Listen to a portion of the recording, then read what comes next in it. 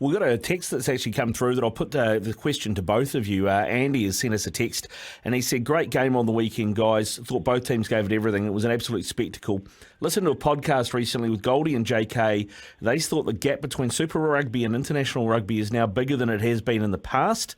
And also wants to get your thoughts on Freddie Stewart's red card in the England-Ireland game. Maybe if we lead with you on that one, Daryl. Yeah, well, obviously, firstly, I can talk to the gap. What concerns me about watching Six Nations is our size. I really believe we're going to have a hard job competing with the power and the size of the French in particular. They're looking very organised on defence, got an excellent kicking game, and then they've got that extra bit in terms of being able to attack with flair when it's on. So for me, watching the game on the weekend, we're 20 off All Blacks out there. We play a very fast brand of rugby, very skillful, but our men aren't big. We're really athletic. So in the past, we've been undone by that power and the size of the big teams. And I just wonder whether we're going to come up short, or we pick a team that can compete. Go for the big men. To be able to really be able to compete physically. That's my concern. Justin? Yeah, I agree. I really do. I was going to say physicality.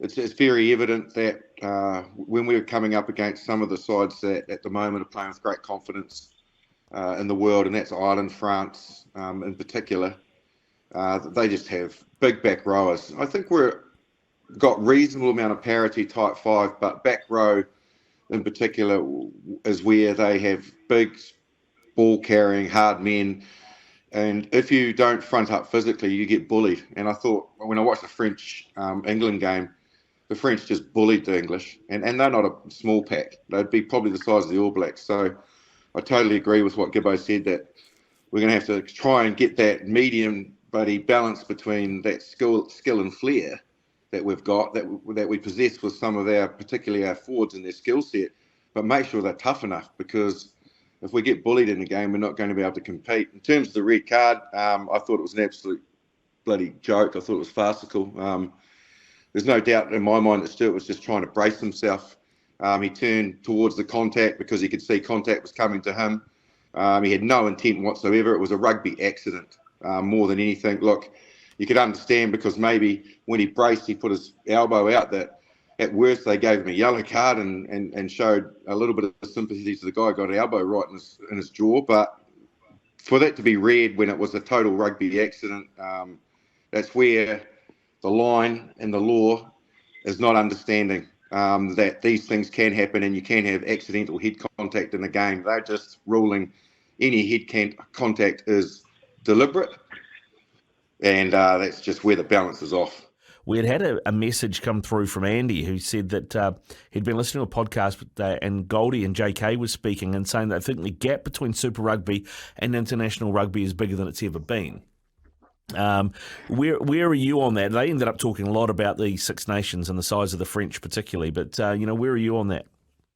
I think I did hear a little bit around I think the environments of where our boards are going from where they're at in super level to the All Black camp at the moment, there's something just not really clicking, because we're having guys who are performing well. And I think we spoke about a lot last year when I jumped on with the test of rugby. I just don't think our game plan is suiting the players that we've got in those places, I feel we've got so much skill and more play that we can play, but yet we're still trying to win that contact area, which has shown that we haven't got the guys to do that at the moment. Even with Geordie at 12, I still think he offers so much more than just a guy who will take the ball for us off every line, off every scrum.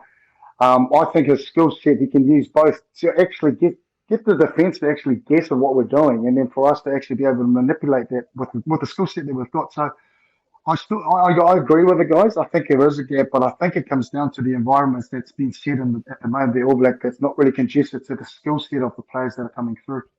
So, I mean, they were talking about the size of that French side out, just how big they are. if a good big man will generally still beat a good little man, right?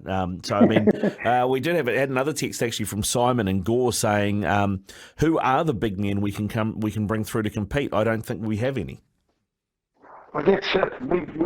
We've got no 6'8", 6'9", players, and they're right. Like I watched the Ireland England game, and my God, that Irish team with the size that they've got across the park is pretty phenomenal. In the way that, I mean, it wasn't their best game, but still, they still mustered around to. But the size of what they give us, because they'll always win that contact area. Eh? With the big men going forward, they'll always make the gain line, which is the go forward momentum that most of the teams get. So therefore, yeah, it's pretty interesting the way how we need to change our game plan to suit what we've got to be able to really combat their size. Because at the moment, like you said, we haven't got anyone of those sizes to really call upon, right? Yeah, well, I mean, I just think back to not even that long ago when we were talking about the playing the Springboks, right? And because we always had this with the Springboks, and what do we used to do? We used to just run the Springboks around more, right? So can you do that to this French team? Oh, I think so.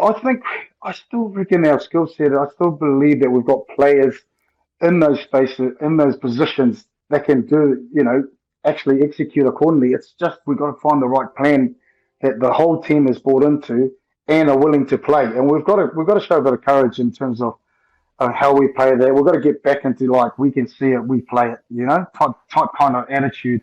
And it does take a bit, but we have to come up with something different to really combat those teams up north because they are actually raising the bar at the moment.